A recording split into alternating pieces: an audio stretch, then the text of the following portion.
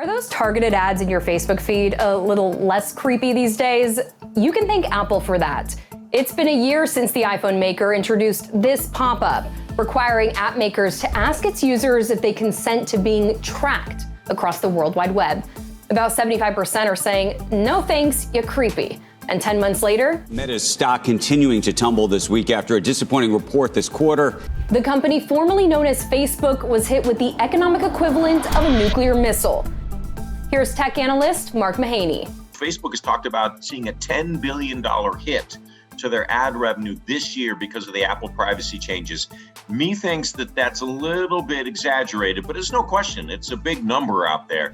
So how does a seemingly harmless prompt on your iPhone decimate the revenue of the world's largest social network? ATT is about returning control to users, about giving them a say over how their data is handled. It's called App Tracking Transparency. Here's how it works. Each iPhone has a unique number called IDFA. It helps advertisers identify you, see what you're browsing and buying, and build a highly detailed user profile on you and your online habits, all while concealing your personal information. And this brings you customized ads. Say you download a new shopping app and hovered over this couch for a bit. The app records your IDFA and really wants to sell you that sofa. After you leave the app, the company goes to Facebook and says, let me advertise to that user. And that's how an ad for the sofa you glanced at shows up on your Facebook feed. Somebody would see the ad and they could track that user using personally identifiable information. They could track whether or not that person acted on that ad several websites later.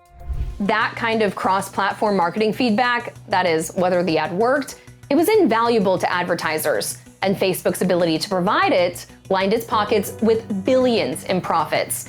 Now, if you're asking your apps not to track you, your IDFA doesn't get shared and Facebook can't attribute its ad to a sale. It has a sizable impact on Facebook and more on Facebook than anybody else because Facebook was most effective at using that data in the past to target ads. Meta's not the only one losing major revenue over ATT now that it can't prove how well its ads work. But when it comes to targeted ads, these companies are down, not out. Remember, they're still tracking you on their own apps, and you can still be targeted by aggregate data. The ads just won't be as customized. So would you click allow for a more personalized ad experience? Or are you happy for the option to ask app not to track? Let's get the conversation going in the comments.